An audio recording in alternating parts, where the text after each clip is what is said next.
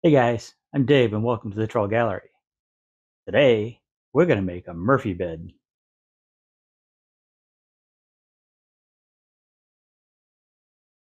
About a year ago, I made a Murphy bed for a friend of mine, and recently one of her friends saw it and wanted one of her own. And while there were a few subtle differences between the two beds, they're basically the same. Let's see how this came together. I started this build by looking over the cut list from the Murphy bed company that I'll be buying the hardware from. Sometimes I draw out all the parts in SketchUp to figure out how much plywood I'll need. This time I chose to use a free website called Cut List Optimizer. You type in the size of your materials, the width of your saw curve, and then add each of the parts you need to cut out. You can add quantities and names to keep things organized while you work. The site then pops out the best yield for your cut list. In this case, I'll use 3 sheets of 3/4 inch plywood with a few bits left over. With that information, I can start to break down my sheets. Since I don't have a track saw yet, I use my Kreg rip cut. The only catch here is that my first panels are wider than the capacity of the rip cut. To get around that, I set the fence so that the far side of the blade was at the width of the panel I needed, and made my cut. The first 2 sheets are initially cut to the same size. To keep all the parts organized as I work, I label them as I make those initial cuts. A bit of blue tape and a Sharpie is great for this. For the next sheet, I reset my rip cut fence and made the first cut. The part was labeled and I could move on. Another fence adjustment, another rip, and another label. Well, 2 this time since 2 parts are going to come off of this strip. Before cutting more strips, I'll cut off the excess length from the plywood. I'm using my shop-made jig that I clamp in place right on the cut line. Just make sure you support the excess at the end of the cut. This piece is now small enough to finish ripping at the table saw. The rest of that sheet is cut as before. Set the fence, rip the stock, label the part, and repeat. I didn't mention it, but most of the parts were cut slightly oversized. In their more manageable sizes, I can take them to the table saw and rip them to their final width. Running the freshly cut edge against the fence removes the factory edge and any dings it has picked up along the way. To keep things straight in my head, I started with the wider pieces and worked my way down to the narrowest. At least that was the plan. So the sides went first at 16 inches. Then it was check the cut list, adjust the fence, and make the next cut. And again, and again, and again. The larger panels are too big for my miter saw, so I cut those to length again using my shop-made saw jig. I started by taping the grain to minimize any tear out from this cross-cut, then set my jig in place to clean up the factory edge. Then I could make the first cut on these large panels. I taped the far end of the panel, marked the length I needed, and set the jig in place. Then I could cut the panel to length. The matching panel was cut the same way. I checked the diagonal measurements just to ensure that the panel was square. The side panels were cut in a similar fashion, except I clamped them together so they would be cut at the same time. I couldn't stack them for this cut since my saw doesn't have the depth of cut that I would need. Then I could move to the other end, tape the cut line, set the jig in place, and cut the panels to length. It felt like the saw drifted away from the jig, and sure enough it did. I simply repeated the cut, and since I didn't have to worry about supporting the waste stock, I could use both hands to better control the saw. I again checked for square while the 2 panels were still clamped together.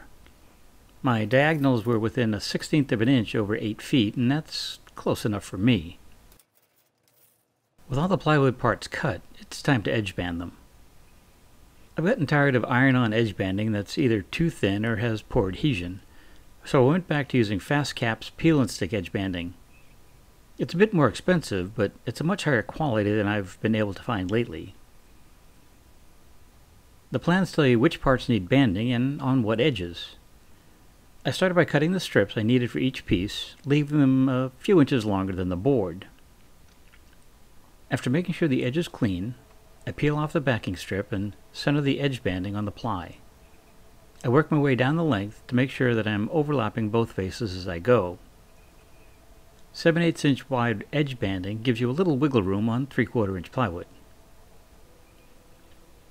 Pressing the edge banding in place with a J-roller ensures good adhesion to the plywood, but a block of wood would work here as well. After clamping the plywood to a work surface, I use a sharp razor to trim off the excess. Keeping the cutting edge close to the ply, I work slowly to prevent any tear out or digging in. There are special tools for this, and while they work great, I have no idea what's happened to mine over the last few years. After each trimming, I go back with the J-roller to ensure that the edge banding stays seated. Then I flip the stock over and repeat the trimming on the opposite face. With that done, I can repeat this process for all the edges that need to be edge banded. We're going to tweak the design for the face of the bed, and to do that, I need to mill up some 4/4 red oak. After cutting pieces into manageable lengths, I took them to the table saw and ripped them down to their rough width, or just over 2 inches. To clean up the saw marks, the strips were ganged together and run through the planer. A pass or two on each side was all that was needed, and I brought them to their final dimension at 2 inches. Next, I resawed the stock in half with a thin curved blade at the table saw. I set the blade about 3/4 inch high and made the first cut. Then I flipped the stock over, making the second cut, keeping that same face against the fence. I marked one face on each of those pieces so I know which one was my reference face. Once all the pieces had their first set of cuts, I raised the blade and repeated the process, first cutting one side, then flipping the stock and cutting the opposite side, splitting the piece in two. Back at the planer, the strips were cleaned up and reduced to their final size. The exact dimension wasn't critical, and I left them about 5/16 of an inch thick. It's easy to get snipe on thin stock like this. One thing that helps minimize that is to lift the far end of the stock as it enters or exits the planer. This helps to reduce the chance of the opposite end lifting up into the cutter head. One last detail is to round over the long edges of my stock. I used an 1/8 inch roundover bit at the router table. I ran both sides of one face to ease the edge and give these strips a little visual detail. Another change to the plans is how things will be connected. The kit comes with angle brackets to hold all the parts together. I think they're a bit fussy, and since I have another option, I'm going to go with pocket holes. I used my vintage Kreg K2000 and drilled enough holes to replace all those little angle brackets. If you've been following me for a while, you'll know two things about me. One, I pre-sand everything before assembly, and two, I love painter's tape. The tape is there to minimize any glue squeeze out from getting on the wood, especially the open grain of red oak. Now I can add a bead of glue, spread it out, then clamp and screw the two pieces together. This is one more change to the plans. Since I don't need to hide the angle brackets, I can set the top fascia flush with the top, making it easier to dust the top once the bed is assembled and installed. Cleaning off the excess glue now makes removing the tape easier after everything has had time to dry. I set the top aside to dry and moved on to working the side pieces. The first thing to do is locate the holes for the bed mounting hardware. Take your time to locate the holes accurately and according to the directions. Setting the mechanism in place is a good way to double check your work. I used a spring-loaded punch to mark each of the hole locations prior to drilling. After clamping a backer board on the inside, I drilled the holes out with the correct size bit. The backer minimizes any blowouts when the bit exits the plywood. I drilled the mounting holes with a 5/16 inch brad point bit, and that's what the directions called for. The tape on the bit lets me know that I've gone completely through the side panel, although not necessarily through the backer board. Then I repeated this process on the other side as well. The directions call for a 5/8 inch countersink on the outside of these holes. Since I have a 1/2 inch and a 3/4 inch countersink, I adapted. I checked out the larger countersink in my drill guide and set the depth stop to go deep enough so that the bolt heads would be just below the surface. And yes, I tested my depth on a scrap piece first. Here's another change to the instructions. I would normally cut the baseboard around the bed, but my client asked me to cut the bed around the baseboard. After determining the height and depth of the baseboard, I traced that onto the sides, making sure to keep the mounting hole locations that I just drilled in the correct location. I left a bit of wiggle room too, just in case they move the bed and the trim is a bit larger. Then I used my jigsaw to cut out the shape, while keeping the blade on the waste side of the line. The blue tape on the top and bottom is there to minimize any tear out. To clean up the two cutouts, and keep them identical, I created a template. It was clamped in place. Then I could use my router with a template bit to clean up the jigsaw cuts. Now, I know they'll never be seen, but I decided to add some edge banding to these cutouts. The tight radius needed a little extra persuasion, and a large diameter dowel helped. Other than that, these pieces were added and trimmed as before. It's time for a little sanding. I used my random orbit sander with some 150 grit paper and gave all the parts the once over. This also helped clean up the last bits of edge banding that I may have missed. The edges were all sanded by hand with some 220 grit paper so I wouldn't blow through the edge banding. With all the panels sanded, I can add the trim that I made earlier to the face panels. To start, I squared one end of each of the pieces at the miter saw. After determining the length I needed, I clamped two long rail pieces together, making sure that the freshly squared ends were flush. Then I cut the pieces to length and repeated this for all 8 of the long pieces. Rather than rely on my math, I prefer to mark my stock from the actual piece. So to determine the length of those short pieces, I clamped the 2 outside rails in place, with 2 more rails set snugly in place as well. The space in between equals the length of the 2 rails. I cut 2 pieces of scrap stock to the same length and made adjustments until I had a snug fit. Since I clamped a stop block on the miter saw, I could use that to cut my real pieces to the same length. After double checking the length of the rail stock, I could go back to the miter saw and cut all of the rails at the same dimension. One last detail. I set my router table up again with that 1/8 inch roundover bit so I could put that little detail on the ends of the rails. This will give the joints a subtle shadow line. I use a scrap of plywood to minimize blowout and to keep the narrow stock square to the fence while I'm working. The outer stiles go down first. I laid a bead of glue, spread it out, then clamped the ends in place, and used a few 23 gauge pin nails to hold things together until the glue dries. I also made sure the edge of the trim was flush with the edge of the panel as I went. Next came one set of outer rails, one on top and one on bottom, glued and pinned just like the stiles. The ends of those rails acted as spacers for the first inner stile. It was glued and tacked in place like before, but I used a 6-foot level as a straight edge to make sure that the stile didn't bow during installation. The second inner stile was butt up against the first one and fastened in place. I made a panel from some spare 1/4 inch plywood to use as a spacer for that intermediate rail. The rail was glued and tacked in.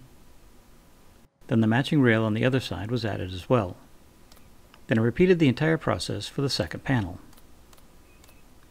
After one more sanding, it was time for stain. To ensure that I got good penetration on all those detail areas of the front panel, I started with an acid brush, getting the stain into the crevices and then wiping off the excess. Then I went back and wiped the stain on all the areas, again wiping off the excess as I went. This color really didn't do it for me, and I came back later with a second, darker stain to get the look I was after. And while this rarely works, after playing with some scrap wood, I got the color just right. I let the stain dry overnight, and it was time for finish. I used a water-based finish in my HVLP spray gun, and if you want to see how I ensure that the water-based finish sticks to an oil stain, check out the video I did explaining my process. I'll link that below. I used 3 coats of urethane on both sides of all the parts. Between the second and third coats, I took the time to hide those tiny holes from the 23 gauge pin nailer. I used my fast cap wax kit and chose a color that closely matched the stain. Simply rub the wax into the hole, buff off the excess, and then give it a quick sanding with some 220 paper. You can see here that those tiny holes pretty much disappear. Once that's done, all of the bed parts get sanded at 220 grit before the final coat of urethane. Once the urethane had ample time to dry, it was time for assembly. Please forgive the lack of video here. I was on the clock and working in a small room, so it was easier just to take some stills along the way. I started by locating the point for the bottom rear corner of the headboard, and then angled it in place so that the top corner was just at the back edge of the side panel. Then I used 1¼ inch Kreg screws to fasten them in place. Just as a reminder, the manufacturer suggests using angle brackets, which I did on the bed I built last year, but this is much simpler. Next, I added the front-bottom kick, ensuring that it sat flush to the face and bottom of the side panels. It was held in place with 4 pocket hole screws. The bottom rear base was next, and while it would normally be attached to the rear edge of the sides, I inset it so that it was even with the cutouts I made for the baseboard. It was set flush to the bottom of the sides and fastened with more pocket hole screws. The top assembly came next. Again, this is a change from the manufacturer. They have the top inset to hide the angle brackets, but the pocket holes allow me to keep the top flush and even. My client wanted easy access for dusting, so why not? I used 3 pocket hole screws on either side of the top, and 1 on either side of the inside of the front fascia. We stood the bed frame up and connected the bed tilting mechanism to the sides through the holes I had drilled earlier. Take your time here and follow the directions closely. Oh, and don't tighten those bolts too much, because there isn't a whole lot of clearance in here. This is also a good time to fasten the bed frame to the wall. I used 3 2½ inch long washer head screws to secure the bottom rail to the wall. Just make sure you secure everything to the studs. On the top, I used 3 2-inch L brackets to secure the frame. 5/8 inch wood screws secure the brackets to the frame, and those long screws went into studs. Again, make sure you're fastening the frame into something solid. I added 9 huge springs on either side to control the bed mechanism. At this point they're not under tension, so you can easily set them in place. Make sure that you use the correct number of springs for the size and material in your bed. It's all in the instructions. It's time to create the mattress platform. Lay your panels on a soft surface. I used a moving blanket. There are angle brackets and small bolts to lock the outer frame together. Despite having done this before, I got to the last corner and thought I didn't have enough fasteners. I missed the part where the upper bolt on the foot of the bed gets a spacer and a longer bolt. Now you can check the frame for square, ensure that it is flush to the top of the panel at the head of the bed, and that it's centered on your panel side to side. You should have 1 inch of panel showing outside of the frame on either side. I secured the frame in place with a few screws for now, locking everything down. The interior stiffeners were added next. The middle stiffener was centered between the outer frame. The outer stiffeners were centered in the remaining space. Again, these were just initially set in place with a few screws. And then we came back and put a 5/8 inch long screw in each of the holes of the frame and stiffener. This is a good time to have a second pair of hands with a drill driver, because there are a lot of screws here. We also took the time to add the mattress retaining strap. And while driving a screw through a web strap is a pain in the butt, it can be done. I also made sure that the strap would lay flat and not have any twists once the mattress was added. To prepare the frame to accept the mattress platform, we had to charge the springs, or something like that. Again, this is a good time to have a helper nearby. Using the included handle, I braced my foot against the side of the bed frame and then pulled those 9 springs back until the silver locking mechanism was engaged. The second set of hands helps to guide that mechanism into place.